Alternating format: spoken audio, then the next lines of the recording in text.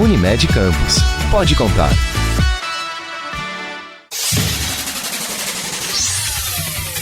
Começa agora o Folha no Ar, primeira edição.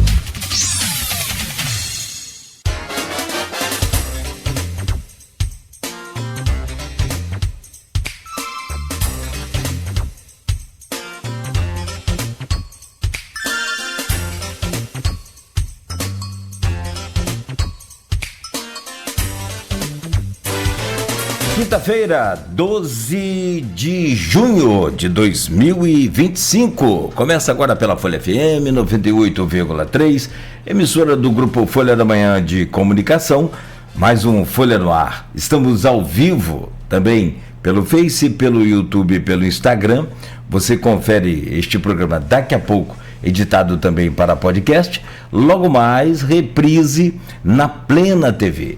São 7h08 em Campos. Muito bom dia, eu sou o Cláudio Nogueira e a gente começa com as principais informações de Campos e da região. Previsão do tempo para hoje é de tempo pouco nublado, pelo menos no início desta manhã, temperatura caindo bastante. Essa noite registrada aqui na região já 15 graus, que para a gente aqui é bastante frio. A máxima de hoje não deve passar de 22 graus e agora aqui no centro da cidade faz 16 graus e a sensação térmica diminui, né? Essa temperatura com o vento sul que chegou aí também, então dá uma diminuída aqui, ó, chega a estar 14 graus aí com a sensação térmica, o que depende muito de cada um, né? Onde está, como está também, enfim. Mas para hoje, 15 graus. Agora, para de hoje até domingo, a temperatura cairá ainda mais. 13 graus será a mínima prevista aí para a região nos próximos dias pelo Instituto Nacional de Meteorologia. Programa desta quinta-feira, dia 12 de junho, dia dos namorados hoje. Temos o prazer de conversar aqui nesta bancada, na companhia de Aloysio Abreu Barbosa, com a advogada criminalista Tânia Rocha dos Santos. Vamos falar de casos importantes, casos que marcaram, casos que chocaram a nossa comunidade e que vão a julgamento e estão, né, sendo dando seguimento agora na justiça. E ela vem para falar tecnicamente, né, e a gente entender um pouco mais desse passo a passo de cada caso, como por exemplo o julgamento do assassinato da gestante Letícia Peixoto, e que tem uma previsão para 30 de julho agora, e que chocou a nossa cidade, né? O suspeito de ter, né, o acusado de ter, né, mandado matar a Letícia, gestante, né, participou do seu velório, do sepultamento, enfim, aquelas imagens ainda estão na cabeça de muita gente, e aí tem essa coisa marcante, esse acompanhamento de toda a imprensa e população. Outro caso também é a expectativa do julgamento do homicídio do subsíndico Vinícius de Azevedo, e as imagens das câmeras de segurança que rodaram aí as redes sociais, e parecia até aqueles filmes de ação de Hollywood, e era na verdade um drama real e uma tragédia naturalmente para aquela família. Vamos saber também da Tânia Rocha dos Santos, advogada criminalista, sobre o julgamento penal no STF de Bolsonaro por tentativa de golpe de Estado. Bolsonaro e mais, né, pelo menos 33 acusados também dessa tentativa, dessa trama do golpe, enfim. Vamos saber disso tudo. Já, Tânia, a gente traz aqui a sua entrevista. Vamos só passar rapidamente aqui pelo portal folha1.com.br e a seguir a gente já começa. Mas, de antemão, obrigado pela presença. São 7h12. No oferecimento de Proteus, serviços de saúde e medicina ocupacional, qualidade certificada ISO 9001-2015, Unimed Campos, cuidar de você. Esse é o plano. Laboratório Plínio Bacelar e Vacina Plínio Bacelar, cuidando bem de tudo que te faz bem, e também de Rede Mariana, de postos de combustíveis, qualidade e compromisso com você. Radmed Diagnósticos por Imagem, sempre à frente. Tá no portal folha1.com.br. Câmera de segurança registra momento do acidente fatal na Avenida Arthur Bernardes.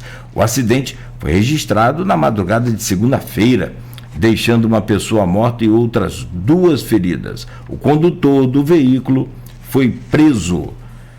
Atleta de Farol viraliza após enfrentar mar extremo em Itacoatiara. Luan Azeredo, de 17 anos, relata crise de pânico durante esse treino. Altas ondas. Câmara de Campos aprova pagamento do piso nacional do magistério. O novo índice será aplicado de forma retroativa a janeiro. STF forma a maioria para responsabilizar redes sociais. Operação contra furto mediante fraude a clientes da Caixa. Ainda, a Prefeitura de São João da Barra antecipa a primeira parcela do 13º na próxima sexta, amanhã. Danos causados por tráfego pesado na beira-balão são avaliados. Prefeitura convoca profissionais aprovados em concurso do PSF. Os candidatos deverão se apresentar entre os dias 16 de junho agora e 4 de julho. Para fechar aqui as manchetes, tem mudança ali na rua do novo prédio, né, novo campus da UF Campus, e teve sinalização modificada ali na rua Santiago Carvalho Filho, com a 15 de novembro, Beira Rio, né? Fique atento aí. Bombeiros do Rio de Janeiro com 1.644 vagas e transporte universitário tem o cadastramento aí, o recadastramento, que vai terminar hoje. 7h15. Vamos para nossa conversa, nossa entrevista hoje com a Tânia Rocha dos Santos, advogada criminalista, para conversar com a gente nesta manhã frienta aí de quinta-feira, dia dos namorados.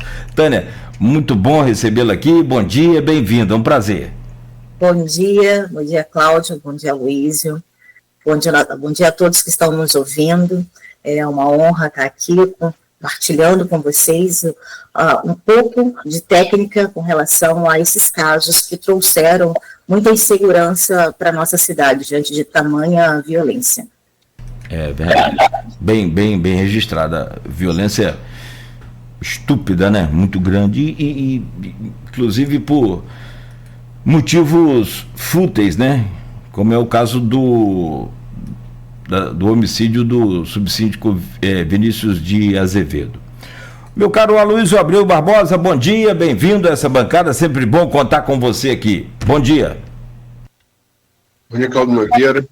Bom dia, Tânia. Obrigado pela presença, por poder conversar um pouco nesses 3 próximos blocos. Bom dia, sobretudo, você ouvinte, que nos acompanha como telespectador pelo streaming do programa em rede social, Facebook, Instagram. Bom dia às categorias que nos acompanham sempre nesse início de jornada, de segunda a sexta-feira, os taxistas, motoristas de aplicativo, professores. Você é professora, Tânia? Não sou professora. E pais de alunos, que não chega a ser uma categoria em si, mas vão nos ouvindo aí pelo rádio dos carros, enquanto vou deixar os filhos na escola. Tânia, vou começar falando, seguindo a pauta aí, até porque o caso, cronologicamente, mais antigo, o assassinato de Letícia, né? Letícia Peixoto Fonseca. Ela tinha 31 anos. Ela foi morta a tiros no Parque Aurora, né? Estava indo para o veículo ali na Rua Simeão Xeremete, próximo a Arthur Bernardes. Ela estava gestante de 8 meses, estava com a mãe também. 2 homens chegaram numa moto. Também, como o Nogueira falou, que foi foi filmado, o assassinato do subsíndico, esse também foi filmado por câmeras na vizinhança, câmeras de segurança, e executaram vários disparos, né? Feriram a mãe,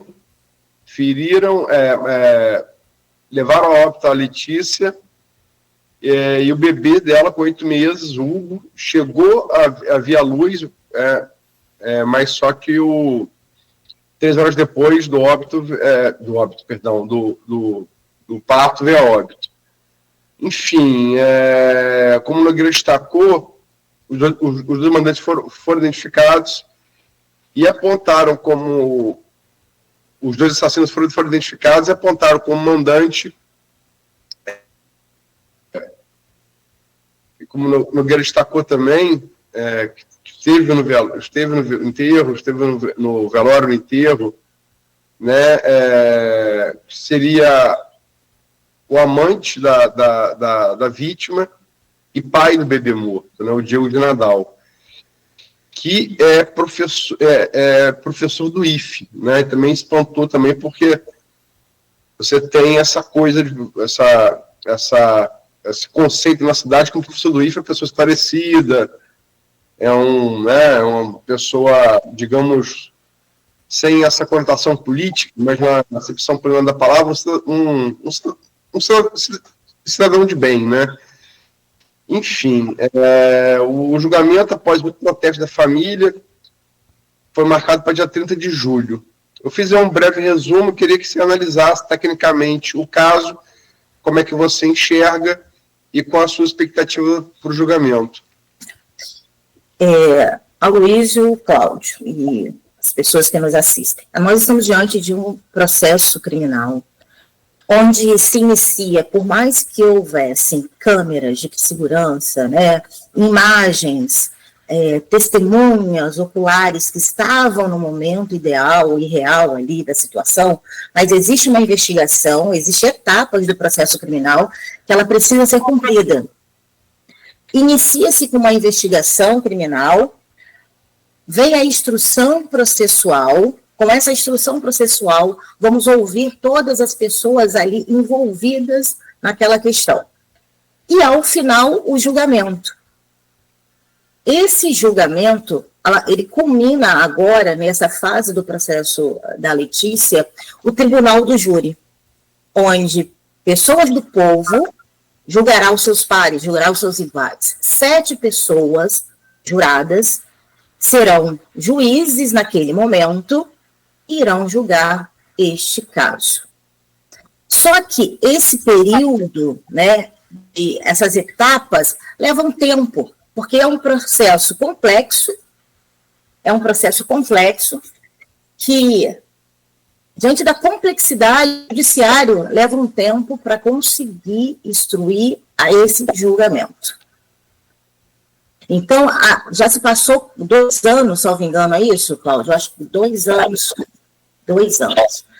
Para a família, é algo, né, que causa muito temor e insegurança. Será que, de fato, o que vai acontecer? Por que dessa demora do mandante e a execução? Já tem a prova que ele, de fato, participou, mas tem que ser julgado. A justiça fala que tem que ser julgado. E só que o advogado impetrou diversos recursos, né? Estamos aguardando agora o julgamento desse recurso para que o juiz de Campos, a primeira vara criminal, que é a competência da primeira vara criminal, julgar os crimes dolosos contra a vida. Então, a primeira vara, depois do julgamento desse recurso, aí sim estará apto para julgar o mandante. Mas, dia 30 já existe, né, porque foi desmembrado, né, esse processo. Existe o processo onde o autor executor, o motociclista e o intermediador de toda essa trama, está previsto o julgamento por Tribunal do Júri no dia 30 de julho. No entanto, no caso do mandante, esse ainda não tem data prevista para julgamento. Quer dizer, então, dia 30 de julho vão ser julgados o executor. Só por favor, com outra pergunta. o executor, o condutor da motocicleta e o intermediador, né? É isso? Isso. E a posteriori o mandante, o suposto mandante? Por que o desmembramento? Tecnicamente é normal que isso aconteça? Quando se tem vários autores e um deles recorre, como foi o caso do mandante, esse processo ele é desmembrado, até para maior celeridade da justiça. Se fosse aguardar o momento exato para todos serem julgados ao mesmo tempo, isso poderia trazer uma morosidade ainda maior, porque nós já estamos aguardando há 2 anos.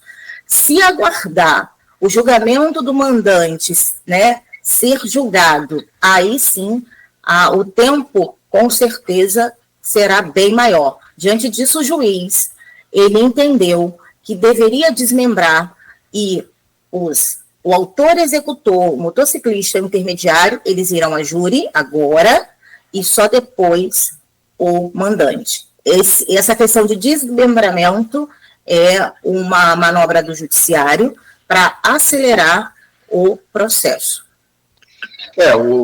O caso foi na noite de 2 de março de 2023, então tem aí 2 anos, 3 meses, para ser mais preciso, e 10 dias, né? Mas como eu falei com você, né, um processo complexo, né, e que demanda uma certa, um olhar mais clínico do judiciário para esse tipo de caso, e para que não ocorra falhas no julgamento. Não só a justiça criminal no Brasil, mas a justiça de modo geral é muito acusada de morosidade. Você concorda com essa crítica, sim ou não, por quê? Eu acredito que essa morosidade, não concordo porque nós temos o Estado e ferramentas que poderiam viabilizar esse acelerar dos processos. São poucos juízes para atuar na nossa comarca, que é a maior do estado do Rio de Janeiro. Então, essa defasagem de funcionários do judiciário, juízes para julgar essas causas, isso causa, de fato, uma morosidade do judiciário, que é uma questão política, administrativa, que deveria, de fato, ter um olhar específico para esses casos. A comparação, né, até por questão de domínio cultural do cinema, de Hollywood e tal, e um dos filões de Hollywood em termos de cinema é realmente filme de tribunal, né, filme de crime, de julgamento. Assim, e também a gente sabe que nos Estados Unidos as leis variam de estado a estado, né? Uhum. Mas assim, uma pessoa, quando ocorre um flagrante criminal, ela é detida e ela fica presa até a primeira audiência de instrução. Ela se dá ainda assim, poucos dias depois da prisão flagrante. Por que isso é um país muito grande também, um país muito populoso, né, com complexidades? Por que isso acontece lá e não pode acontecer aqui? Nós temos aqui no Brasil, é diferente, né, a legislação com certeza é diferente, mas nós temos no Brasil, né, agora, a questão da audiência de custódia. Uma pessoa que é presa, dentro das 24 horas, ela tem que ser apresentada ao juiz, e nessa audiência de custódia, o juiz vai ver a necessidade da manutenção da prisão ou, de fato, ela poderá responder o processo em liberdade. E se houver qualquer irregularidade flagrancial, será sanada dentro dessas 24 horas. É uma forma também de acelerar, porque no tempo anterior, nós esperávamos 3 a 4 meses para uma audiência. E nessa audiência, muitas das vezes, a pessoa saía solta. Hoje não, hoje se espera 24 horas para ser apresentado ao juiz, e esse juiz irá analisar a necessidade ou não da prisão. Já é um avanço, não é o ideal, mas já é um avanço. Desculpa, qual seria, na sua visão, o ideal, Tânia?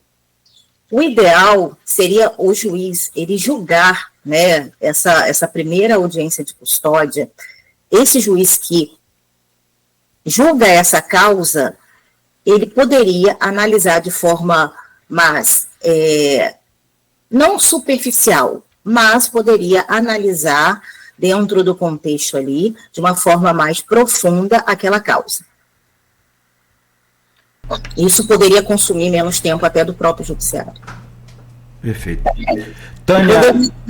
Poderia diligenciar também, né, o correto, mas a análise do juiz hoje na audiência de custódia é superficial no sentido da necessidade ou não da prisão, e se houve violência, né, dos policiais, e se o flagrante está correto, é o que ele faz hoje. Tânia Rocha dos Santos, é advogada criminalista, está conversando com a gente aqui no Folha no Ar de hoje. Estamos falando sobre aquele caso da gestante Letícia Peixoto. Tânia, como um caso, e a Luísio coloca bem lá na chamada do programa e fala aqui, como nós já falamos, né, comoveu toda a cidade, toda a região, até fora, né, da cidade, até outros estados também, dada a violência do crime com uma mulher gestante, uma criança de 8 meses que já tinha nome escolhido, a Luiz lembrou bem, o Hugo. Isso traz uma comoção da população muito grande.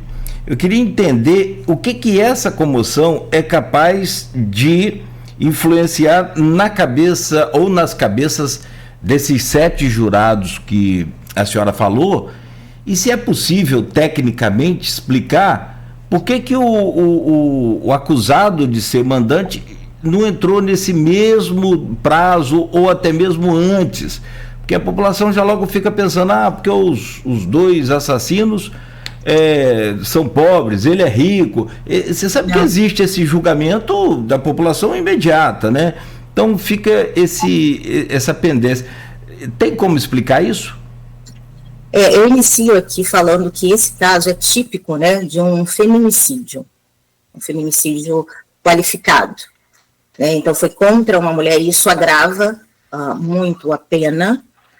É uma situação gravíssima, né? Foi um crime cometido contra uma mulher grávida, e com essa gestação, né, veio de forma muito prematura e violenta ser interrompida. O pai dessa criança é acusado de matá-lo, né? Então esse mandante ele responde pelo homicídio da Letícia, pelo homicídio do Hugo, pela tentativa de homicídio com relação à mãe da Letícia, e é algo muito, muito grave.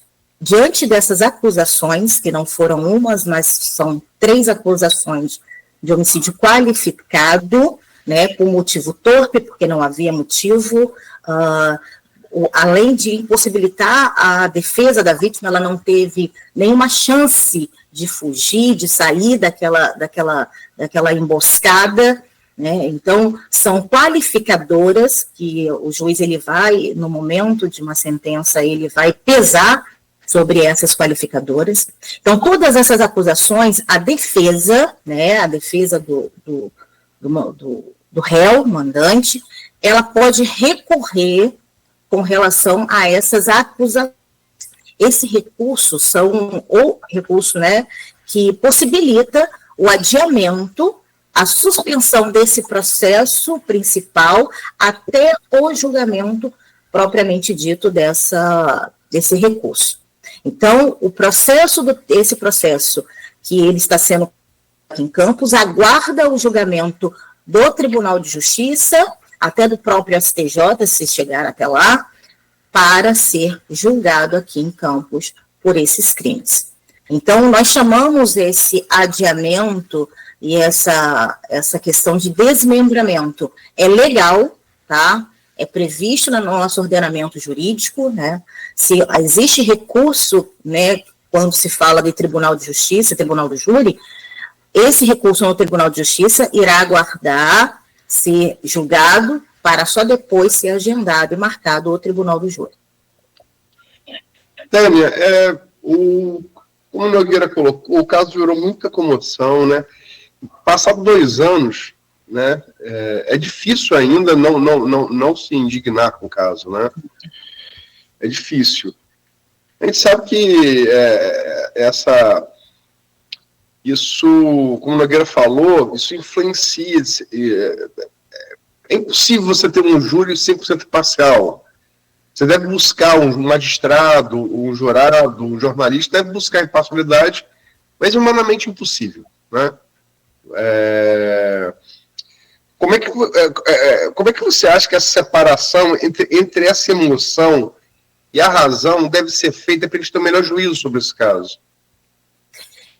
O tribunal do júri é o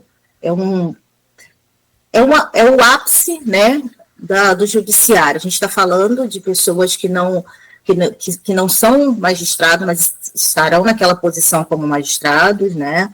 Não são juízes togados, mas são juízes que estão aptos a julgar aquele processo. E, como você falou, é impossível não trazer para si tamanha revolta, né, com relação a esse caso. Mas o magistrado, ele que vai presidir ali os trabalhos, ele pode, né, esclarecer para os jurados como funciona o tribunal do júri. A pergunta que o Aloysio fez, como vai ser julgado, como podem ser julgados os jurados, né, se estão aptos ou não a julgar esse tipo de crime. É essa a pergunta? Não, pode ser também, é uma coisa interessante, mas eu pergunto assim, como separar a emoção da razão para julgar um caso tão repugnante mesmo, né? A verdade é essa, né? Mas essa questão subjetiva, né, de foro íntimo, porque é uma pergunta muito de foro íntimo, depende as pessoas que vão julgar, que estarão ali julgando aquele processo, se elas vão, de fato, se sensibilizar ou se vão ser influenciadas, né, pelas situações, pelo caso em si, mas nós somos seres humanos. É impossível você não ser impactado com tamanha notícia, né, aguardando 2 anos a família busca essa justiça, e, no entanto, essas provas, as provas técnicas que serão apresentadas ali pelos advogados, pelo Ministério Público, pelo assistente de acusação, existem pessoas ali que vão apresentar para os jurados a sua visão com relação àquele processo. E os jurados, eles, diante daquelas informações, irão julgar. Eu não consigo falar para você, Aloysio e Cláudio, como se dará esse julgamento, se esse clamor social vai impactar na decisão, porque, de fato, é algo muito subjetivo, nós só vamos saber no dia que acontecer.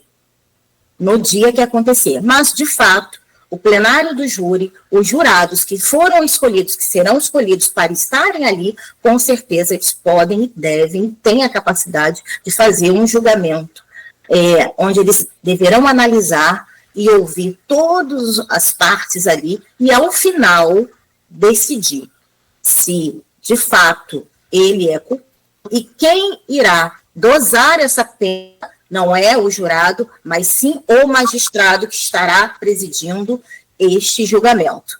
Os jurados, ele só vai dizer é culpado ou inocente. Se existe prova, culpado. Se não existe prova técnica, prova testemunhal, ele será absolvido.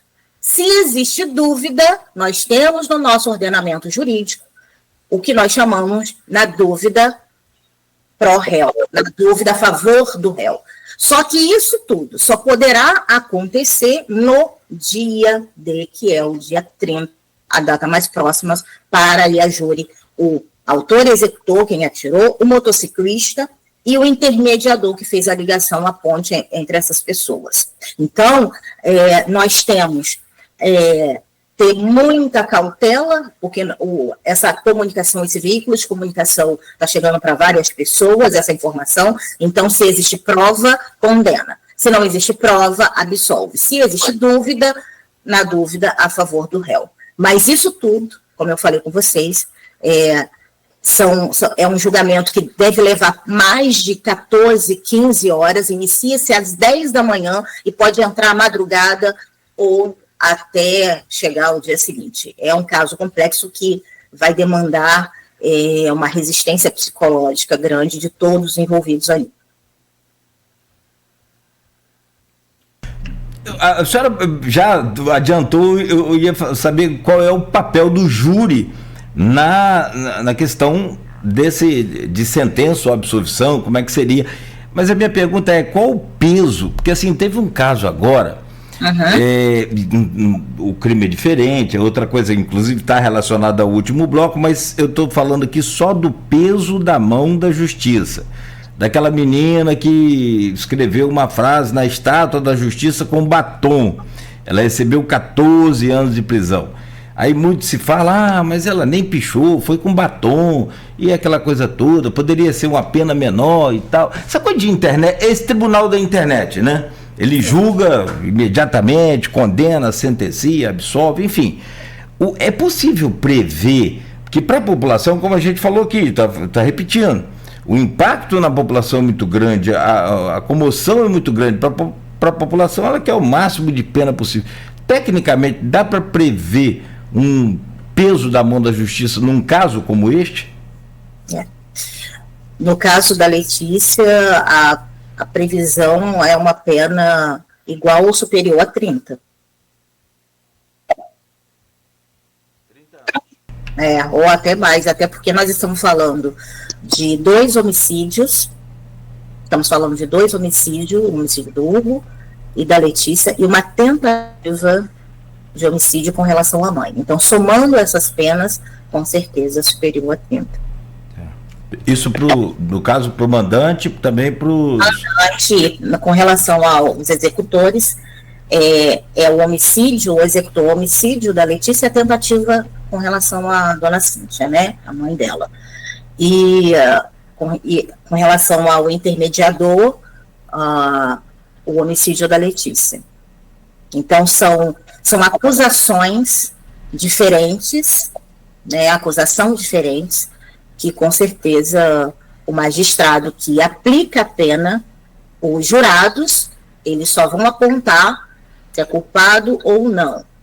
O magistrado, por sua vez, ele aplica a pena. E todas essas questões, com certeza, ele irá, a gravidade, né, um feminicídio qualificado, com certeza agrava muito a pena. Eu vou fazer uma última pergunta, se você me permite, Nogueira, para encerrar o bloco. Sei que está em tempo de encerrar, mas muito se discute entre os juristas a questão do júri popular, né? É muito discutido isso. Enquanto a partida da população também discute por que nos Estados Unidos se elege juiz promotor e aqui não, né? São duas discussões. Logicamente, estamos falando de países diferentes, formações culturais diferentes, influências jurídicas diferentes, né? A Common Law lá na Grã-Bretanha, e essa tradição ibérica de muitas leis que a gente tem no Brasil, né?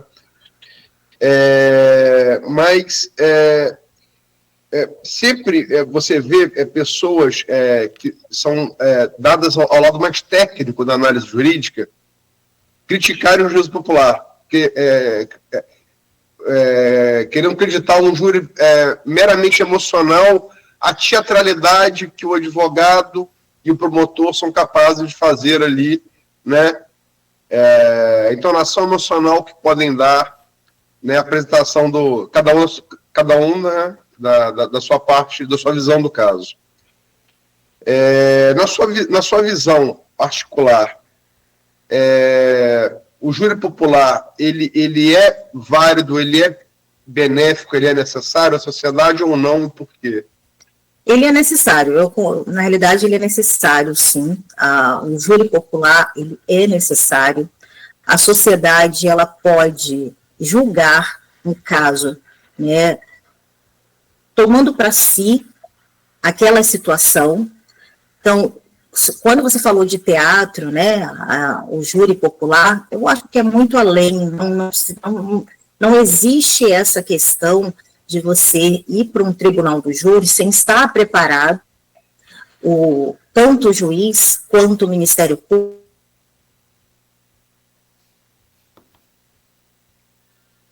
Travou. Travou para mim aqui, não sei se para você travou, Luiz. Para mim que travou. Tanto o juiz, pode repetir a parte daí, por favor? Tanto o juiz quanto magistrados, advogados, todos muito bem preparados para aquele processo, para aquele julgamento. Existe um processo onde existe uma instrução, uma investigação, e com certeza o Tribunal de Justiça e o Tribunal do Júri, ele julga conforme a prova dos autos. Não tem como você fugir daquilo ali. E se houver um julgamento contrário à prova dos autos, esse júri ele é anulado. Esse júri é anulado. E se os jurados julgarem contrário à prova dos autos, você falou de uma teatralidade, de um teatro ali, e se de fato houver isso, um teatro, e aí, contrário, obviamente, à prova dos autos, esse júri, ele é anulado. Então, existe um ordenamento jurídico, existe leis que garante a forma que vai ser levados os trabalhos no Tribunal do Júri, é uma lei séria e que, com certeza, impacta no momento e na execução do Tribunal do Júri. Quer dizer, se o teatro prevalecer sobre a técnica, isso é realizado em instância superior, é isso? Isso aí, e aí são os nossos desembargadores, né? TJ. Isso aí. Eles podem intervir e falar, olha, não, aqui foi puro teatro, nós não aceitamos, vamos anular, pode anular uma absolvição, pode anular uma condenação, e faça da forma que o ordenamento jurídico exige. Com seriedade, dentro das provas dos autos, não fuja, porque nós não concordamos. Perfeito. Muito bem. Bom, 7h44. Tânia Rocha dos Santos, advogada criminalista, Luiz Abreu Barbosa, nossa bancada de hoje. Vou só rapidamente fazer o intervalo comercial e a gente volta para falar também de outro caso, que também, como a gente falou mais cedo aqui, as câmeras do sistema de circuito de TV, de segurança, né, conseguiram flagrar lá em vários ângulos e em vários momentos, né, a discussão, até a briga e alguns disparos de arma de fogo e depois, né, por fim, atingindo aí o subsíndico Vinícius de Azevedo. E aí tem mais agravantes também, diferentes, para a gente analisar, pedir a sua análise, claro. O autor, o acusado, né, já não é, parece que réu primário, tem uma ficha extensa aí, com vários casos, foi preso em flagrante, enfim. Vamos entender tecnicamente sobre esse caso também, e ainda hoje nós vamos conversar com a Tânia sobre o julgamento penal no STF, né, de Bolsonaro por tentativa de golpe de Estado. Então, continue aí com a gente, são 7h46, pausa rápida aqui no Folha no Ar, no oferecimento de Proteus, Unimed Campos, Laboratório Plínio Bacelar, Vacina Plínio Bacelar, Rede Mariana de Postos de Combustíveis e Radmed Diagnósticos por Imagem. Nesse bloco agora tem aquela dica de ouro aí da Nauta XP. Confira aí para você investir bem o seu dinheiro, hein? Minuto Nauta XP. As principais informações do mercado diariamente para você. A caderneta de poupança é historicamente conhecida por sua liquidez imediata e segurança, uma vez que é garantida pelo Fundo Garantidor de